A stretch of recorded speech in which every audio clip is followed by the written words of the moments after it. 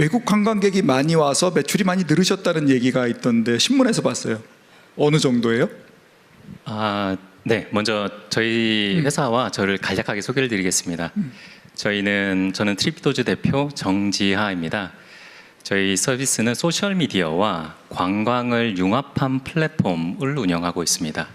230만 명의 여행자들이 대한민국 지방 곳곳을 여행하시면서 여행 영상을 찍으시고요. 이 여행 영상 속에 숙박시설을 실시간으로 예약할 수 있도록 시스템이 갖춰져 있고, 컨텐츠 크리에이터들에게 트립캐시를 제공해서 이분들이 다시 한번 전 세계에 80만 개의 저희가 확보하고 있는 숙박시설에 예약하고 할 수 있도록 하는 그런 좀 더 앞서간 차세대 여행 플랫폼을 운영하고 있습니다. 저는 이렇게 말씀을 주셨던 어떻게 우리가 글로벌 온라인 여행 플랫폼과 이런 공룡들과 경쟁해서 외화벌이를 할 수 있을까에 대한, 과연 내가 이것을 할 수 있을까를 2017년 창업했을 때 했는데, 3년 전에 처음 외국인이 예약을 했습니다. 그분이 236불을 예약 대금을 저희 한국의 법인 통장에 그 외화벌이를 시작을 했던 기억이 저는 그 어떤 것보다 강렬했습니다. 그렇게 작년에는 300만 불의 외화벌이를 했고, 올해는 550만 불, 내년에는 1000만 불을 예상을 하고 있습니다. 저는 이런 가운데 디지털 기업들, 플랫폼 기업들이 지난 15년 동안 과연 글로벌 진출, 그리고 우리가 생각하는 이런 외화벌이, 동시에 외국인들이 사랑하는 현대, 삼성, LG와 같이 우리 오프라인 시장에서 존재하는 우리만의 기업 브랜드와 같은 강력한 브랜드를 디지털 기업들이 왜 못했을까? 저는 이 물음표가 가장 크게 던져지더라고요. 그래서 곰곰이 생각을 해보니 몇 가지 이유가 있지만, 그럼 민간 기업이 글로벌 진출을 하지 않았을까? 아닙니다. 굉장히 열심히 했습니다. 근데 그 안에서의 미국과 중국의 굉장히 강력한 플랫폼 기업들의 경쟁에서 뒤처질 수밖에 없었던 이유가 있는데요. 저는 미국과 중국은 이미 20년 전, 10년 전에 이 디지털과 플랫폼에 대한 이해도를 완벽하게 한 상태에서 전략적으로 이 산업을 키워왔다 생각합니다. 그 전쟁에서, 그리고 이제 디지털 영토를 확대하고 점령하는 전쟁에서 미국과 중국은 이강이 되었고요.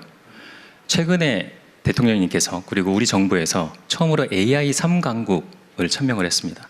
저는 이 AI 3강국은 동시에 디지털 세상에서의 대한민국의 영토를 세 번째로 크게 만들겠다라는 선포와 같다라고 생각을 합니다.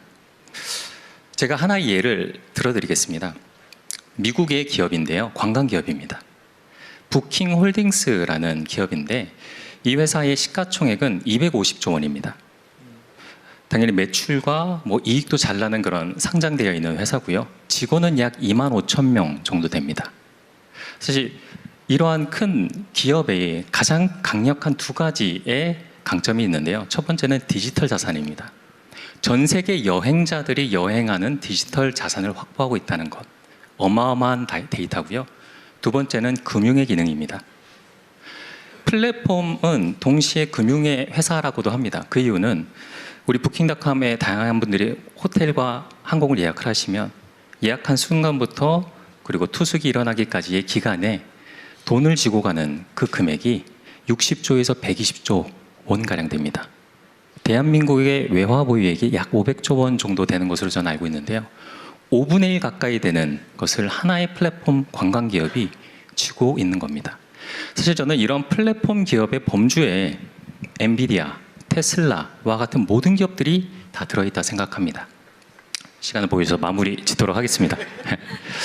저는 현 정부에서 정부의 역할의 첫 번째 기조를 소통이라고 생각을 하고, 다양한 민심과 스타트업과 기업인들의 다양한 의견을 청취해서 이 플랫폼이 도대체 무엇인가, 그리고 우리가 가야 될 것이 무엇인가를 명확하게 이해를 하고 계신다 생각합니다.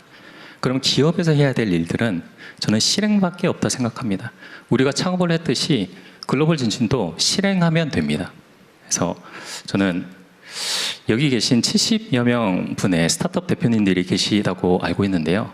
여기에서 우리 한국의 GDP의 10%를 이 자리에 있는 기업분들이 하시는 날이 머지 않았지 않았나? 이런 생각을 하면서 마무리하도록 하겠습니다. 감사합니다. 네, 감사합니다. 시간이 더 있었으면 더 듣고 싶지만 사실 저희가 오늘 심플로우라고 하는 그 웹사이트에서 여러분들의 정책 제안을 받았습니다. 제가 그걸 읽어드리고 대통령님께도 말씀드리고 또 코멘트 듣고 싶었으나 시간적 여유가 없기 때문에 이 내용을 부처로 전달을 하겠습니다.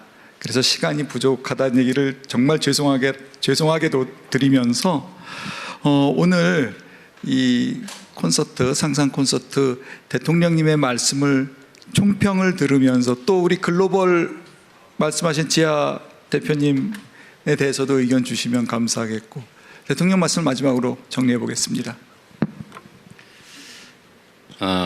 사실 이제 정치의 역할은 이제 이해관계를 조정하는 거죠. 사실은 그 사회가 가진 기회와 자원을 어떻게 나눌 것인가에 대한 최종 결정권을 행사합니다. 아마 아까 그 하시고 싶었던 말씀 중에 저도 있었을 거예요. 옛날에 우버 택시인가? 결국은 이제 택시 면허제도 때문에 이제 타다 택시 면허제도와 이제 충돌한 거죠. 근데 그게 아마 그때 당시에 이게 논쟁이 참 많고 사람도 뭐 자살하고 막 이런 일이 벌어졌잖아요. 결국 이 이해관계를 조정을 잘 못했던 거죠. 그러니까 그 혁신 기술도 다 필요한데 또 사회가 그 방향으로 가야 되는 건 분명히 또 맞는데 문제는 거기에 생계를 의존하는 또는 평생의 그 유일한 직업이라고 할 수 있는 그 수단의 위협을 받는 사람들 입장에서 보면 대안이 없으니까 다 뺏기는 수가 있으니까 목숨 걸고 싸울 수밖에 없었던 거죠. 아마도 이런 영역들이 많이 생겨날 것 같아요. 저는 그런 부분에서 정치적 조정 역할이 정말로 중요하겠다 그런 생각을 하죠. 택시 문제 다시 한번 생각을 해보면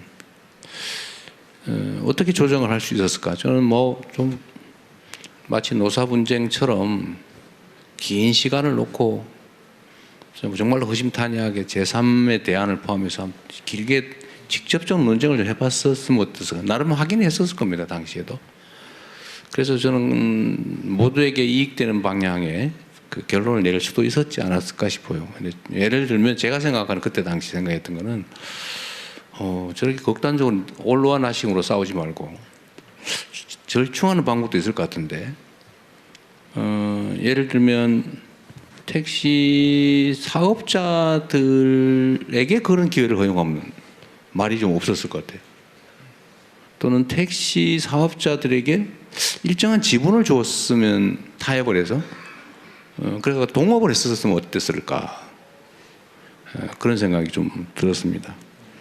앞으로도 이런 영역들은 참 많이 생겨날 것 같아요. 정부는 그런 새로운 기술이 개발될 때마다 이제 그로 인해서 위협받는 기존 기득의 지위 또는 기득의 질서 이 충돌을 지금은 사실은 대개는 이제 기득의 권리 중심이에요. 그냥 거기에 현실적 힘이 세거든요. 그러다 보면 그게 이제 기술 혁신이나 또 새로운 산업 발전에 장애가 되는 거죠. 아마 그 얘기를 하고 싶었었던 거 아닌가 싶은데 많이 공감합니다. 근데 그 역할은 정부와 정치가 해내야 되는 역할이죠.